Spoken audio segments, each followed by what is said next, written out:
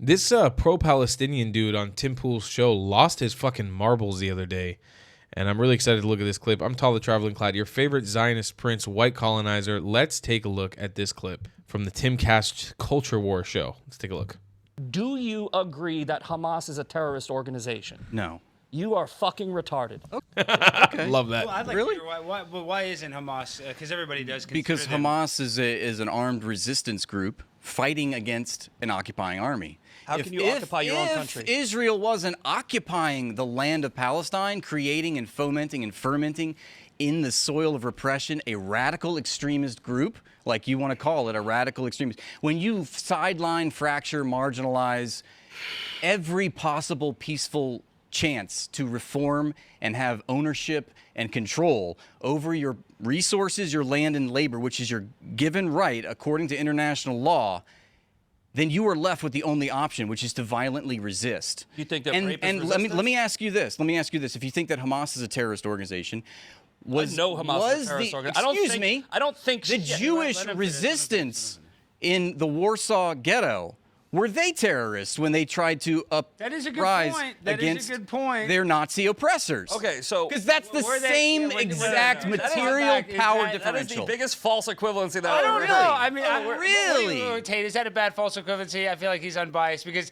if you are in the Jewish ghetto and you're fighting against the Nazis, you would consider them a hero To be today. fair, like they were targeting soldiers, where with Hamas, it's more deliberate attacks on They civilians. they did attack civilians. They did kill indiscriminately. They made rudimentary makeshift weapons, which were imprecise. They marshaled any capabilities that they could to violently resist their own annihilation, which they knew. And did they think that was going to be successful for them? Of course not. They knew that they were going to die. They knew that the Nazis were going to. So what was the That would point of that be- violence? Why didn't they just lay down and die for the Nazis? If that's your argument, Okay, why wouldn't they just so do you're- that? In your scenario here, it's not my scenario. The Nazis are Israel, and Yes. The Jews are Hamas. Yes, Okay. in World War II. Hold on. Now, did the Jews in Warsaw occupy Germany, or sorry, march into Germany and murder and rape a bunch of people? Did they set people on fire? No, Did and they neither kill did civilians? Hamas. No. Yes, they did. No, they didn't. You're Did you repeating. watch- hold on, you're repeating hold on, lies. no, no, Did You're you repeating watch lies. the footage on October 7th? I did. Did you see it? Did you see when you saw hand gliders parasailing over an When you heard- apartheid when you wall? heard When you the- saw bulldozers bulldozing through an When you heard apartheid the- wall? when you heard the Did you terrorists think say- that was the Wehrmacht When you heard the coming in the soldier to calling destroy his, Israel? Are you fucking out of your mind? when you heard the terrorist calling his parents like, "I killed 10 Jews. I killed 10 Jews." That's resistance. Have you watched the documentary? What are you talking about? you The watched- most of the people that were killed on that day were killed by Israel, according to their Hannibal directive. Oh, And that is do you know what the according let's talk to about the an Hannibal Israeli directive. publication. Let's talk Yeah, about that's the, what I was trying to get to. The you Hannibal know- directive. Do you know what the Hannibal directive is? Of course, I know what the What is Hannibal the Hannibal directive. directive? The Hannibal directive is the directive that says that IDF is going to kill its own civilians. Nope. Yes. Yeah, nope. Yes. Soldiers. Yes. They must. And in order to avoid Nope. A Tell 'em, political pull it up. scenario. Pull up the Hannibal directive and tell me if it It is a applies little to- vague, but there are different. This is the one thing, and I'm not even trying to be on Rathbone's side. There is different interpretations of it because it's like a there's- military directive. But if we're just being honest, they did use it on that day, and whether they killed they- I think civilians there was or 14 civilians. I think the IDF. 14 civilians caught in the crossfire. is what they say. And Is you what know, they say. obviously the numbers can be The a little actual fishy. Hannibal directive prevents the intentional killing of a civilian. It only applies to IDF soldiers to protect military intelligence if they are being taken hostage by the enemy. So you just concede the point that they are allowed to kill their own No, they're people. not allowed to. If they kill a civilian intentionally, then it's a war crime. It will be Well, that's what they investigated did. and tried. You made it sound like the Hannibal. Hold on. You made it sound like the Hannibal directive says kill anybody you want for any reason, including civilians. That's not what the Hannibal directive is. The Hannibal directive is a directive that pretty much every military has, where if you have a soldier that's being taken captive, you can take out the soldier. because let's say they have sensitive information. Let's say they have military intelligence that you don't want to get. And you don't want to give them leverage in negotiations. Yes, that is not. That's So a the big Hannibal part of it. directive talking point is being parroted by people who don't know what it is. Well, on October 7th, they instituted the Hannibal directive, Yeah, and then and they I'm glad used they used Apache gunship Yeah, helicopters that's where to mow down You do have to admit that- entire They use the field. Hannibal, about but real quick, guys, we're talking about this modern warfare where they're at a music festival. on. So Zach, I think that you would be very naive to think that if they're using a Black Hawk helicopter, that it would be very possible that a civilian could get hit. You You know know what what I the- mean? Like, obviously, Right. civilians got The hit. footage you're referring to of the Black Hawk helicopter, what day was that from? I'm talking about October 7th. You're talking about October 7th. Yeah. You know what I know what footage. And I'm you're talking about I know what footage you're publications. referring to. I'm talking about publications that have reported, according to the IDF, that the majority of the civilians that were killed on October 7th. What were killed publications? by Al Israel. Jazeera? Plus 972, Israeli publication. It's an Israeli publication Yeah, itself. an Israeli. It's the Israeli Jerusalem- saying this. The Jerusalem Post is an Israeli publication. It's basically the MSNBC of Israel. I didn't say that. I didn't say it came from there. You're saying a publication. You appeal to authority. The journalist said Oh it, my goodness! right? Yeah. Like, It's like weird. when you got car trouble. Oh, let me ask my mean, mechanic. but, Oh no, don't appeal to authority. But this is the vaccine is safe and effective. Fucking talk. Okay, let's not talk about the vaccine. I'm just saying it's the same talking about thing. It's Israel like, and oh, I heard Palestine.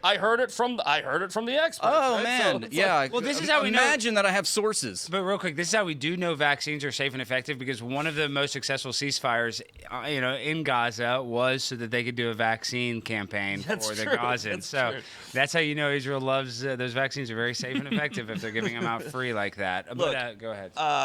The Apache helicopter footage that you are referring to was from October 9th when they were shooting at Hamas terrorists. They were not shooting at civilians. Okay. And debunked. They're not- There's they're not this Hamas talking point. terrorists. You know, it's so wild that you are saying these people went into these kibbutzes in Israel and somehow still figured out a way to blame Israel. Right? It's like, Yeah, oh my God, well, you they see, killed civilians exactly. when they were attacked. Like, it's like, okay, Yeah.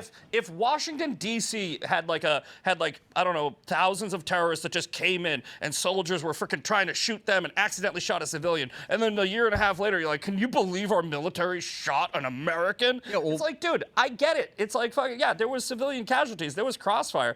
Every single death that is on that day is at the hands of the people who That's went in not and according. started raping and murdering. Again, that's not according. There's no evidence of rape, but also. Oh, He was hold talking on. about this There's rape no- a lot. have I you- know. he's Yeah, seen I videos love of that you All right, like to. so Wait, just can the I two just hostages that address your came other out of point Hamas for a second? captivity that said I was raped over and Let over Raph again are on. lying. We'll get to the rape, but let him respond. first. According, you said that it's everybody that died that day is the fault of Hamas because they instituted Operation Al-Aqsa Flood. They burst through the apartheid wall. They attacked Israel. That is not what international laws say. That is not what universal humanitarian laws say. Every, you read the articles expressed in the UN Charter, it makes clear that reprisals born against an occupying army or an occupying force are the fault of the occupier ultimately because they created the conditions for a reprisal, for an act of resistance, and that is indeed what you have between the Gaza Strip, between the Palestinians and between the Israelis. there's The no Israelis occupier. are legally known and concluded to be occupying people. They are an occupying state. How? How? Because they took land in 1967, and going back to my previous there point, was- UN Resolution 242, when they started the Six-Day War in 1967, Who started that war in 1948? Israel started the war. No, that was the Palestinians. Not yeah. No. Well, Yeah. again, you can say been that. 5 wars You can started go by the into Arabs. your feelings and you can make it personal all you it want. up. But this is not. I have looked it up. That's what I'm telling you. Yeah, maybe you got UN Resolution confirmation 242 is unanimously agreed upon that Israel started an illegal war of acquisition, and in that war they acquired territory, which is illegal, and then on top of that, they settled that land. They instituted a blockade and siege of that land. These are all war crimes. They transferred people into the occupied territories, another war crime. They transferred the indigenous people to other parts of the occupied territory or expelled them, another war crime. Who started the Arab-Israeli War of 1948? Again, you're.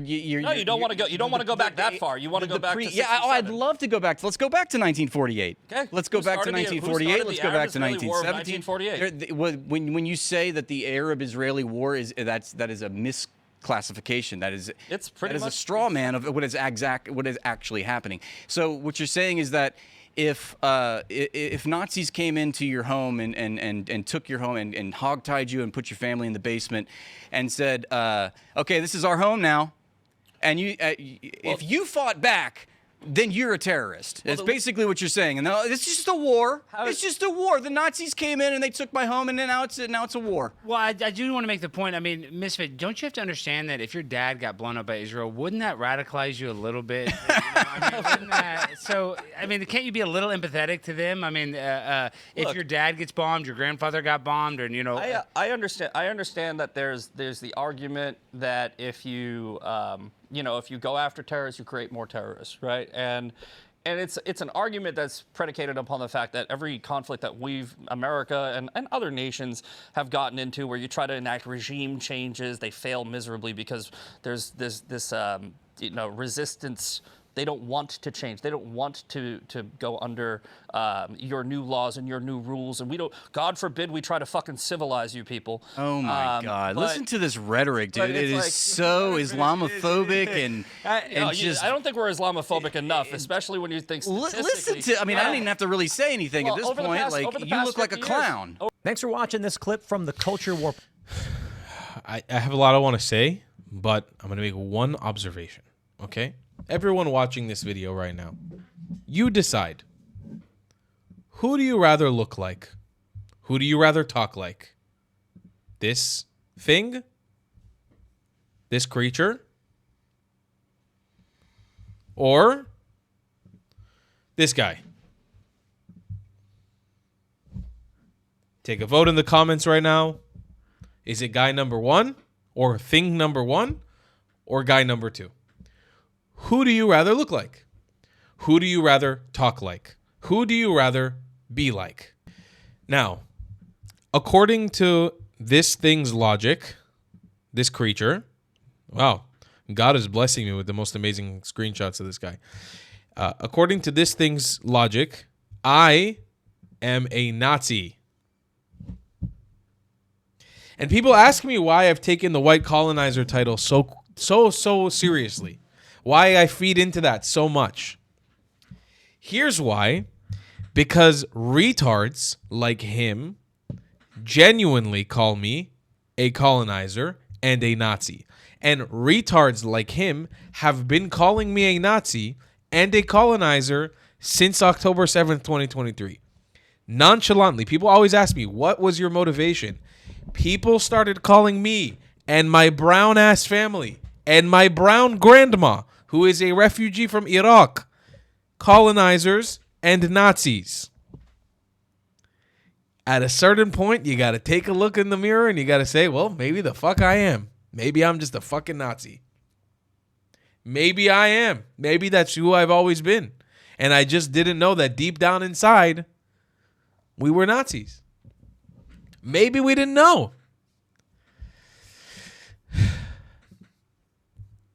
According to him, 1948, the expulsion of over 1 million Mizrahi Jews from all over the Middle East and countries like Yemen, Iraq, Iran, Lebanon, Syria, Egypt, Morocco, Libya, Tunisia, Algeria. This makes us Nazis and this makes us white. And you know what, brother?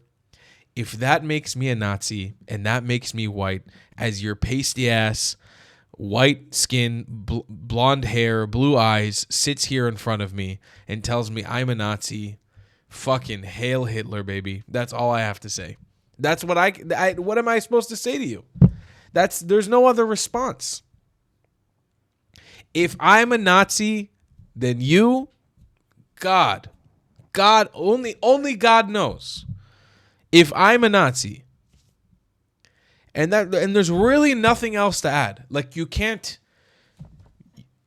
a debate like this, like, if I was invited to a debate like this, which I'm never invited to any debate because I don't know, maybe nobody can debate against me really. But if I was invited to a debate like this, You couldn't do anything with it. There's not a person that can be convinced on the other side. This is just a retard. And Misfit Patriot opens up the conversation perfectly by saying, you are retarded. And that's the truth. There's nowhere else to go with it. He literally is retarded. The person's brain, and look at him, bro. No shade at soy milk, but this person was raised exclusively on soy milk. I'm not like the guy who discriminates against vegans and soy and all that, but if there was a caricature of a human being who was raised and created on soy milk, that's the guy. It's this thing. It's this creature. Sorry.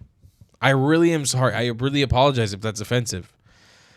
But this is soy milk in a human being. I'll see you guys in the next one. I love you very much. Goodbye, Clats. If you believe in my content and want to support me, just know your help is needed. There's a bunch of great ways to support me, being PayPal, Buy Me a Coffee, or joining my Patreon community down below. Patreon is the best way to support my channel, and you'll get a bunch of cool perks depending on what tier you join. Another great way to support me is by buying my merchandise on thetravelingclat.com. I regularly drop new merch designs like this beautiful hat, or this amazing shirt, where you can support the channel and get something cool for yourself. I also have an amazing Discord community with people from all over the world. Thank you so much for your support.